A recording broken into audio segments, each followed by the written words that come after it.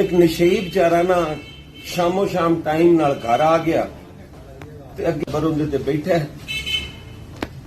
उन्हें जाके भी ना वालिद दे नाल बह गया अपने।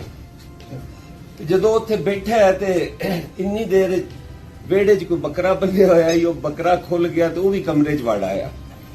हुण उहदे नशेई दे वालिद ने ना बड़ा जोर नाल आख्या, ओ यार ए बकरा फड़ो ते इहनूं बाहर बन्नो, ये किते वड़ आया है। नशेई ने आख्या भी यार कदी प्यो दा हुक्म नहीं मन्निया। वो अफरा तफरी नाल उठिया ना तो लालटैन नूं हथ लगा, लालटैन भी टुट गया, हनेरा हो गया। नसन लगा तो लत प्यो दे मुंह ते लगी, उनका दंद दुंद बाहर आ गए। उन्हें कदी धक्का दिता, सालन ही डिग्या, वो फड़कदा फुड़कदा कोई गिलास ते जग वो टुटे। इन्नी देर च उनका प्यो उच्ची आवाज च बोलिया, उन्हें आख्या यार बकरे नूं मारो गोली, है नशेई नूं फड़ो। नशेई फड़ो, सारा घर तोड़ देगा।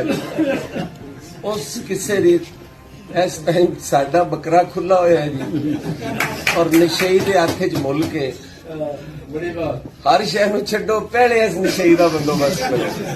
और वो तुहाडे तरफों ही हो सकता है। तुसीं कम्यूनिटी अगर साडे नाल चलोगे, इंशाअल्लाह ताला पीपल्स पार्टी मजबूत होएगी, इस मुल्क का वफाद मजबूत होएगा। इस मुल्क हके हुक्मरानी जेड़ा आम आदमी दा वो मिलेगा। बहुत शुक्रिया जी, बहुत शुक्रिया। YouTube पर गुगली टीवी देखने के लिए youtube.com की सर्च बार में गुगली टीवी टाइप करें। गुगली टीवी के पेज पर सुर्ख रंग के सब्सक्रिप्शन वाले बटन पर क्लिक करना ना भूलिए। YouTube पर अपलोड होने वाली वीडियो से बाखबर रहने के लिए बेल आइकॉन पर क्लिक कीजिए। आपको हर नई आने वाली वीडियो के बारे में नोटिफिकेशन मौसूल हो जाएगा।